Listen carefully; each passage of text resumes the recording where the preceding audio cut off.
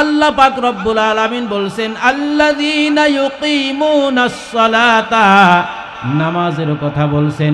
নামাজ রোজা এইটা হলো শারীরিক বিষয়, দেহের বিষয়। কিসের বিষয়? শারীরিক বিষয়। মসজিদে যখন আপনি নামাজের জন্য হাঁটিয়া জামাতে শরীক হইছেন, আপনি শরীরকে ব্যবহার করছেন, হাত পাকে ব্যবহার করছেন, শরীরের অঙ্গ প্রত্যঙ্গগুলোকে ব্যবহার করছেন। আপনি রোজা আদায় করেছেন, শরীরের অঙ্গ প্রত্যঙ্গগুলোকে ব্যবহার করছেন। এইগুলো হলো শারীরিক বিষয়। এরপরে আল্লাহ পাক রব্বুল আলামিন ফরমান আল্লাযীনা ইউকিমুনাস সালাতা ওয়া মিম্মা রাযাকনাহুম ইউনফিকুন, আর আল্লাহর রাহে যা ব্যয় করবেন, খরচ করবেন, এইটা হলো ধন সম্পদের বিষয়। কয়টা বিষয় হলো? তিনটা বিষয়। একটা হলো অন্তরের বিষয়, 2 নম্বর হলো এই দেহের বিষয়, শরীরের বিষয়, 3 নম্বরে হলো বাজান মালের সাথে সম্পর্ক, মালের বিষয়। মাল না থাকলে খরচ করবেন কেমনে? আর যা খরচ করবেন ওইগুলো আল্লাহ পাকের দেওয়া মাল। 3 নম্বরে হলো মালের সাথে সম্পর্ক। 1 নম্বর হলো অন্তরের সাথে সম্পর্ক, 2 নম্বর হলো শরীরের সাথে সম্পর্ক বা দেহের সাথে সম্পর্ক, 3 নম্বর হলো মালের সাথে সম্পর্ক। এই 3টা বিষয়, এই 5টা নসিহতের মধ্যে, মুমিনদের 5টা সিফাতের মধ্যে এই 3টা বিষয় আছে।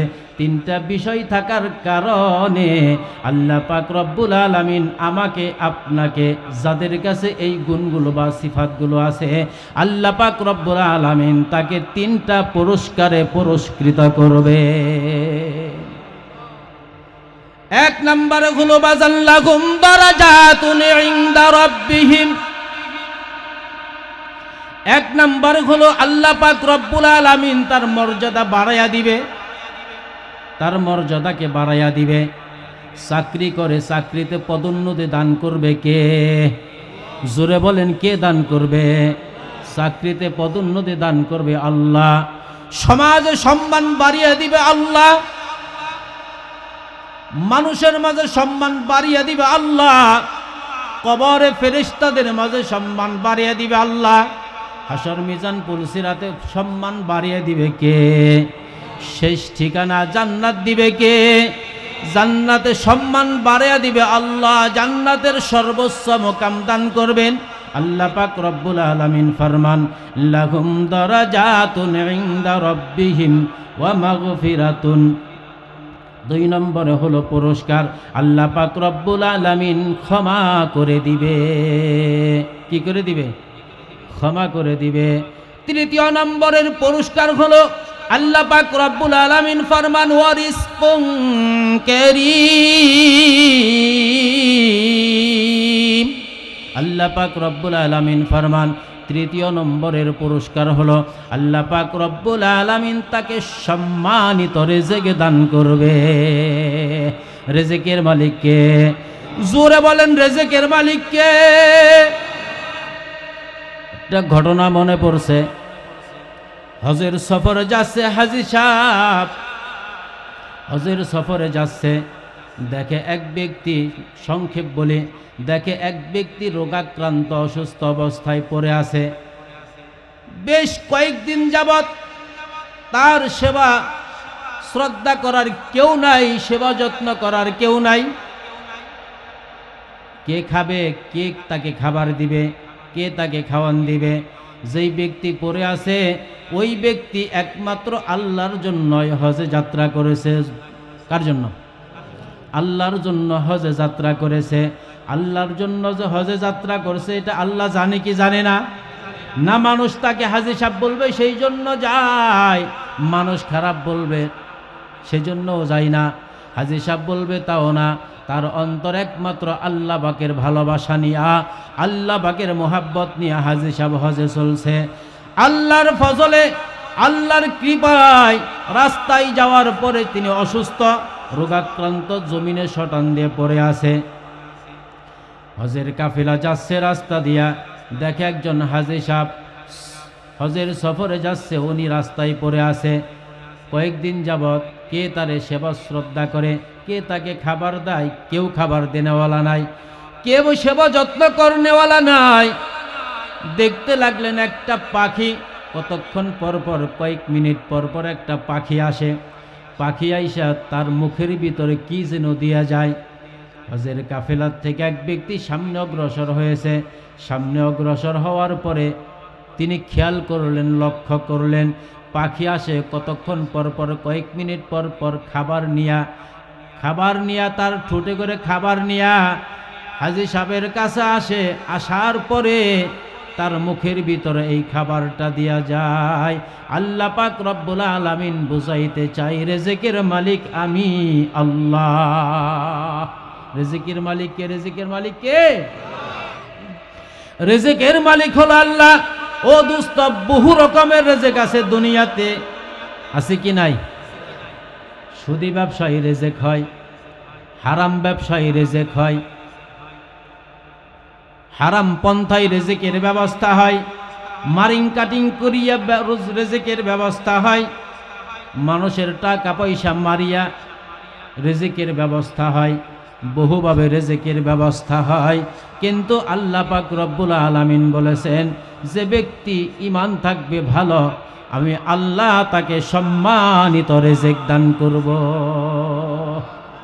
সম্মানিত রিজিক, যেই রিজিকের মধ্যে সম্মান, মানুষ তাকে সম্মান করে, মানুষ তাকে মূল্যায়ন করে, এমন রিজিক আমি আল্লাহ তাকে দান করব। আমরা চাই কি চাই না? যদি চাই তাহলে এই কাজগুলো অবশ্যই করা লাগবে। ঈমানের উপর অটল অনড় থাকতে হবে। আমার প্রাণীর ভাইরা, কোরআনে হাকিমের মধ্যে আল্লাহ পাক রব্বুল আলামিন ফরমান, কাফেররা ঘোষণা করে দিল তোমরা কোরআন শ্রবণ করবে না, কোরআন তেলাওয়াত শুনবে না। ওয়াকালাল্লাযীনা কাফারু লা তাসমাউ লিহাযাল কুরআনি ওয়ালগাউ ফীহি লাআল্লাকুম তাগলিবুন। এতক্ষণ আমি বলছি কোরআন তেলাওয়াত শুনলে, কোরআন পড়লে কি লাভ হবে, ওই কথাগুলো বলছি। এখন শুনেন, কাফের, নবীর যুগের কাফেররা, নবীর যুগের কাফের মানে আবু জাহেল। নবীর যুগের কাফের মানে কি বলেন? নবীর যুগের কাফের মানে আবু জাহেল। মনে করেন আবু জাহেল ঘোষণা করলো, ওয়াকালাল্লাযীনা কাফারু লা তাসমাউ লিহাযাল কুরআনি ওয়ালগাউ ফীহি লাআল্লাকুম তাগলিবুন। কাফিররা বলে দিল তোমরা কোরআন শুনবে না, কোরআনের শ্রবণ করবে না, কোরআন তেলাওয়াত তোমরা শুনবে না। কোরআনের তেলাওয়াত তো তোমরা শুনবেই না, তোমরা হট্টগোল শুরু করে দাও, কেউ যেন কোরআনের তেলাওয়াত শুনতে না পারে, কোরআনের বাণী যেন কেউ শুনতে না পারে। তোমরা সেখানে হট্টগোল করে দাও। হট্টগোল করলে কি লাভ হবে, কি ফায়দা হবে, তোমাদের কি উপকার হবে? লাআল্লাকুম তাগলিবুন, তোমরা বিজয়ী হবে। কে বিজয়ী হবে? কে? কাফেররা বিজয়ী হবে।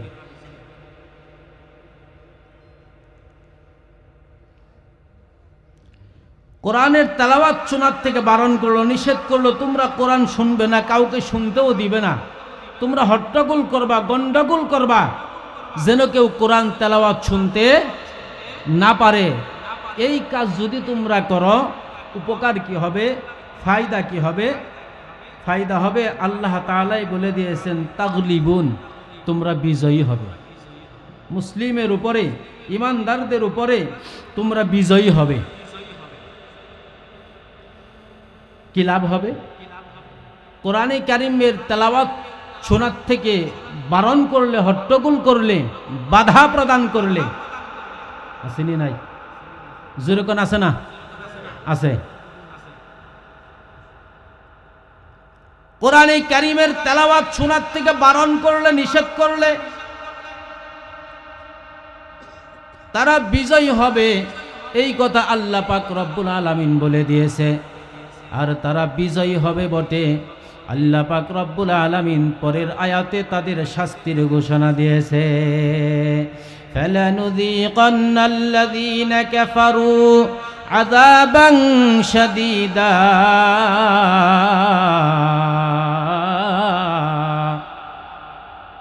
আল্লাহ পাক রব্বুল আলামিন ফরমান তাদের আযাবের ঘোষণা, শাস্তির ঘোষণা করেছে। আল্লাহ পাক রব্বুল আলামিন তাদেরকে কঠোর শাস্তি দিবে, কঠোর থেকে কঠোর শাস্তি দিবে। আমার প্রাণের ভাইরা, জাহান্নামের আযাব কি পরিমাণ হবে, কি পরিমাণ শাস্তি হবে, এইটা বয়ান করে বোঝানো সম্ভব না, কিন্তু আল্লাহর নবী হাদিসের মধ্যে বর্ণনা করেছেন আল্লাহ পাক রব্বুল আলামিন আল্লাহর বান্দাকে যখন কবরে রাখবে, কবরে রেখে দিবে, কবরে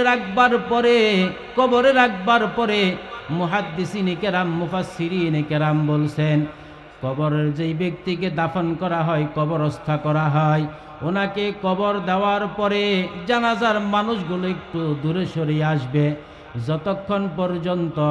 যতক্ষণ পর্যন্ত তাদের জুতার আওয়াজ তিনি শুনতে পায়। কে শুনতে পায়? মুর্দেগান, মুর্দার জুতার আওয়াজ শুনতে পায়, জুতার আওয়াজ শুনতে পাই। এখন ধারণা করুন কতটুক দূরে আসলে, কতটুক আসলে, ঠিক আছে নি?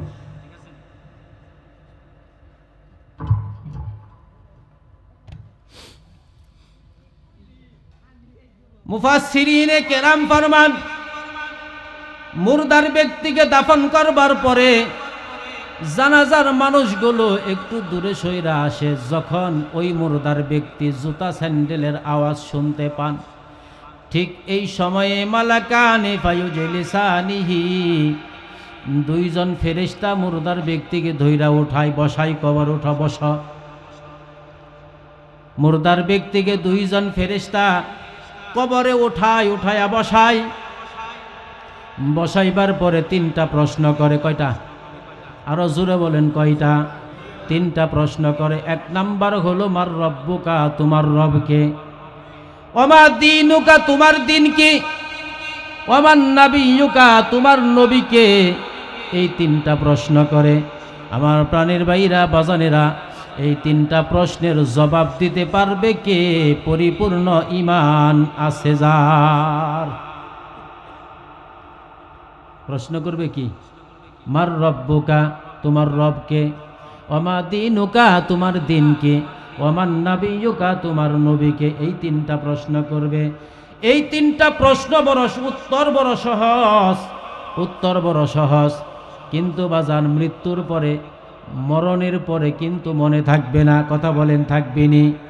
প্রশ্ন তো মুখস্থ করে গেছেন খুব ভালো করে, খুব ভালো জানা শোনাও, একটু আগেও 2 ঘন্টা আগেও বইয়ে পড়ে গেছেন, কিন্তু বাইবাই যা যখন ধরছে আপনারে, বাইবা বোর্ডে যাওয়ার পরে হতভম্ব হয়ে গেছে। ঠিক নেই? হ্যাঁ, হতভম্ব হয়ে গেছে। এখন আর মনে আসে না, মনে আসে না। আমার প্রাণীর ভাইয়েরা, এবার লক্ষ্য করে শুনেন আর বুঝেন।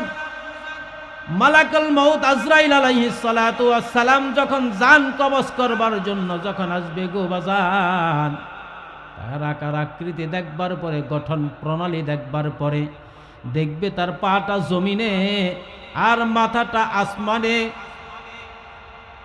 পৃথিবীর এক প্রান্তে ডান হাত, আর এক প্রান্তে বাম হাত। এমন ভয়ঙ্কর আকৃতির একজন ব্যক্তি, এমন ভয়ঙ্কর ব্যক্তিকে যখন দেখবে, এরপরে যখন জান কবজ করবে, রূহটা বের করে নিয়ে যাবে।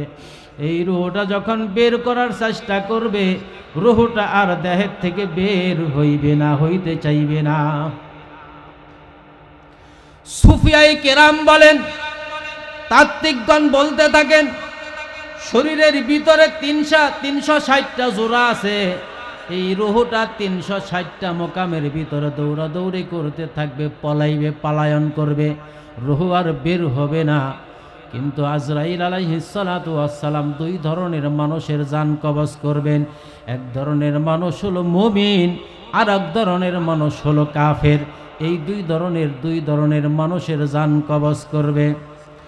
আল্লাহ পাক রব্বুল আলামিন ফরমান, মালাকুল মউত আজরাইল আলাইহিস সালাতু ওয়াস সালাম যখন মুমিন ব্যক্তির জান কবজ করার জন্য যাবে, আল্লাহ পাক রব্বুল আলামিন বলেন, তাতানাজ্জালু আলাইহিমুল মালাইকাতু আল্লাহ তাখাফু ওয়া লা তাহজানু ওয়া আবশিরু বিল জান্নাতিল্লাতী কুনতুম তুআদুন।